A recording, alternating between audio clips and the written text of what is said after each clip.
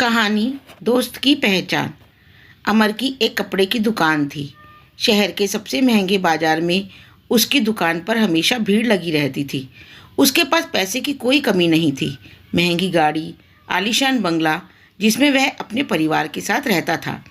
परिवार में उसकी पत्नी रेखा और उसके माता पिता थे।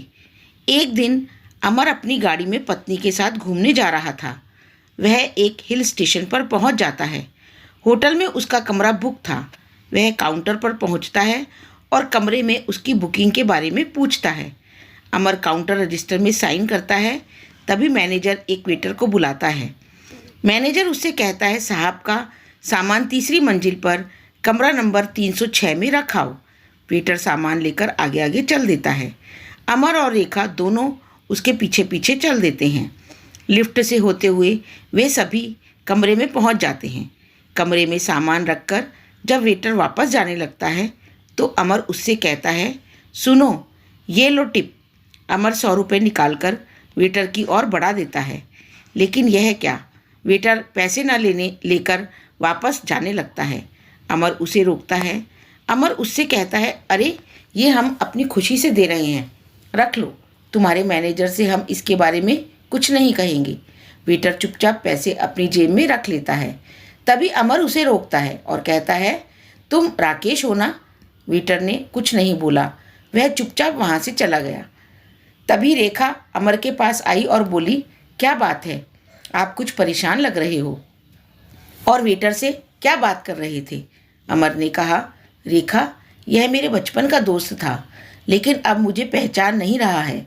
मैंने तो इसे पहचान लिया है। तुम यहीं रुको, मैं अभी इसके बारे में पता करके आता हूँ। अमर नीचे काउंटर पर पहुंचकर राकेश के बारे में पता करता है तो उसे पता लगता है कि वह तो अभी ड्यूटी खत्म करके घर चला गया, कल सुबह आएगा।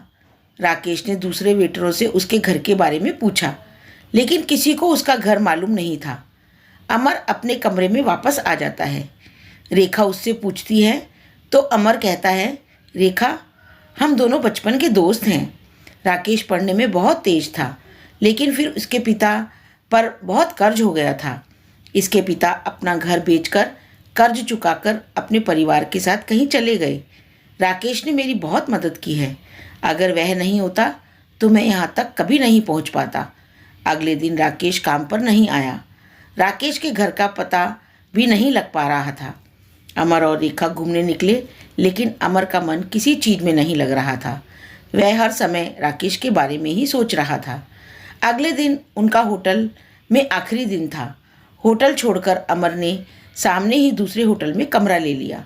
रेखा के पूछने पर उसने बताया, रेखा, राकेश अपनी गरीबी के कारण मुझसे नहीं मिलना चाह रहा है, इसलिए ही मैंने होटल बदल लिया है। उसे पता होगा कि हम होटल कब छोड़ने वाले हैं। सामने होटल में बालकनी से अमर पहले वाले होटल में नज़र रख रहा था। चौथे दिन राकेश काम पर आया। अमर ने उसे देखा और वह तुरंत होटल में पहुंच गया। वहां जाकर उसने राकेश को रोका और पूछा, भाई, मुझसे ऐसी क्या गलती हो गई जो तू मुझसे बचकर भाग रहा है? अचानक अमर को अपने सामने देखकर राकेश सकपका गया। फिर वह संभल कर बोला, ऐसी बात नहीं है। तुम कहाँ और मैं कहाँ? अब तुम्हारा और मेरा मेल कहाँ है? अमर ने कहा, मुझे कुछ नहीं पता, मुझे अपने घर लेकर चलो। अमर के बहुत जिद करने पर राकेश ने अपने मैनेजर से बात की और अमर को लेकर अपने घर पहुंच गया। घर क्या, एक छोटी सी झोंपड़ी थी। उसमें उसकी मम्मी और उसकी पत्नी थी, जो कि फटे हुए कपड़े पहने थी। पास ही में एक बच्चा खेल रहा था। राकेश को देखकर उसकी पत्नी बोली, अरे आप आज भी वापस आ गए क्या? वो आपके दोस्त अभी वहीं हैं जिनसे आप बचने की कोशिश कर रहे थे? अमर पीछे ही खड़ा था। वह बोला, भाभी जी, मैं ही वो दोस्त हूँ जिससे यह बच रहा था। क्या मैं इतना घटिया इंसान हूँ? क्यों माँ जी, अपने भोला बेटे को भूल गई? राकेश की बूढ़ी माँ ने चश्मा लगाकर ध्यान से देखा तो उनकी आंखों से आंसू निकल आए। अरे बेटा, मैं और राकेश तुझे हमेशा याद करते हैं। कभी कभी अखबार में तेरी दुकान का इश्तिहार छपता है, उसमें तेरी फ़ोटो देखकर ये तुझे बहुत याद करता है। अमर ने कहा, अरे तुम लोग इतनी परेशानी में हो, क्यों भाई? तू मुझसे मिलने क्यों नहीं आया? राकेश ने अपने आंसू पोंछते हुए कहा, भाई मुझे लगा तू मुझ गरीब को पहचानेगा या नहीं। वहाँ कहीं तूने मेरी बेइज्जती कर दी तो मेरा जीना तो मुश्किल हो जाएगा। तभी राकेश की पत्नी बोली, भैया इनकी कोई गलती नहीं है, आप ही देखो हम किस हाल में हैं। ऐसे में तो अपने भी मुंह मोड़ जाते हैं। इन्हें इसी बात का डर था। खैर आप बैठो, मैं आपके लिए चाय बनाती हूँ। अमर बोला, चल अपना सामान बांध ले, मेरे साथ चल। दोनों भाई मिलकर दुकान चलाएंगे। मेरी 3 दुकानें हैं जो मुझसे नहीं संभल रही हैं।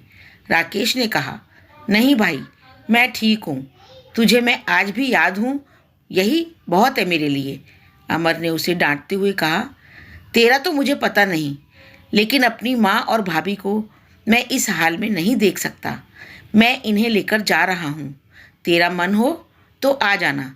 राकेश मना करता रहा, लेकिन अमर नहीं माना और बोला, जानता है तूने बचपन में मेरी कितनी मदद की है। मैं कितना गरीब था, मेरे पास तो किताबें खरीदने के लिए पैसे भी नहीं होते थे। तूने मुझे अपनी किताबें दी और स्कूल में इसी बार पर तेरी कितनी पिटाई होती थी। आज मैं जो कुछ भी हूँ तेरी वजह से हूँ। वैसे बाबूजी कहाँ गए? राकेश बोला, वो तो गांव छोड़ने के 6 महीने बाद ही खत्म हो गए। उन्हें लग रहा था उनकी वजह से उनका परिवार मुसीबत में है, तब से हम ऐसे ही गुजर बसर कर रहे हैं। अमर उन्हें सामान बांधने का बोलकर वापस होटल आया और रेखा को सारी बात बताई। रेखा बहुत खुश हुई। उसका पति अपने दोस्त की मदद कर रहा है।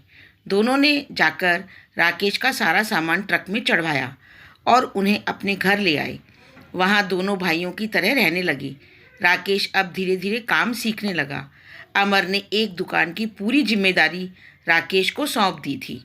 इस तरह एक दोस्त ने अपने दोस्त का कर्ज चुकाया। यदि यह कहानी आपको अच्छी लगी तो इसे लाइक, सब्सक्राइब और शेयर ज़रूर करें। धन्यवाद।